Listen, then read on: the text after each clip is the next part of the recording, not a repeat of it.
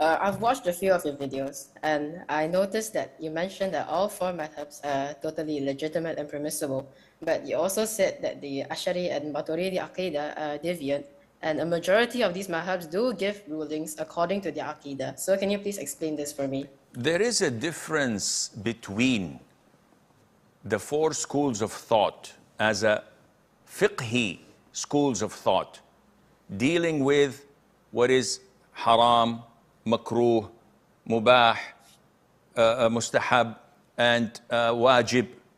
They deal with things that are related to fiqh issues, forms of worship, salat, ibadah, fasting, zakat, or transactions, or social affairs, marriage, divorce, iddah, prescribed punishment, judging, all the 9 yards. These are schools of thought.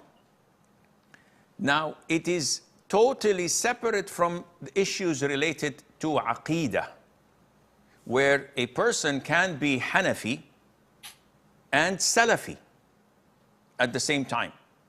So he follows the school of thought of Abu Hanifa. So he puts his right over the left below his navel. He doesn't raise his hands when doing ruku' or rising from the ruku'. He doesn't say Ameen loudly and the likes.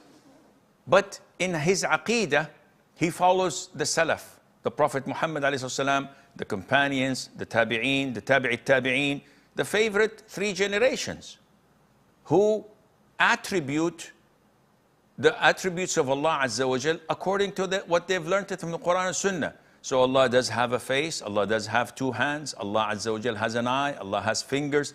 All the Quran, the Sunnah, and the Hadiths of the Prophet ﷺ affirms that.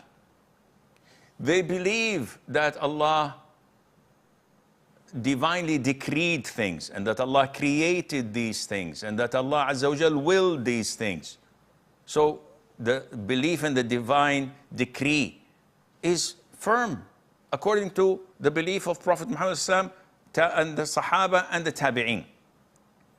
But nowadays, when we have Ash'aris, Maturidis, Mu'tazila, Khawarij, and all the likes, they can be in fiqh following one of the 4 schools of thought. They can be Hanbali, like us.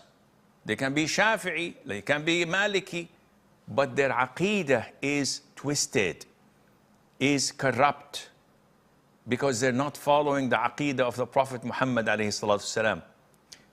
Actually, they're not following the Aqidah of the 4 Imams of the 4 schools of thought. So when you go and study the Aqidah of Imam Abu Hanifa, Imam Malik, Imam Shafi'i, Imam Ahmad, none of them was Ash'ari or Maturidi. And they would never even in their wildest dream say that, no, Imam Shafi'i was a Maturidi, or Imam Abu Hanifa was this and that. They would never ever say such a thing, because they know that there would be blatant liars.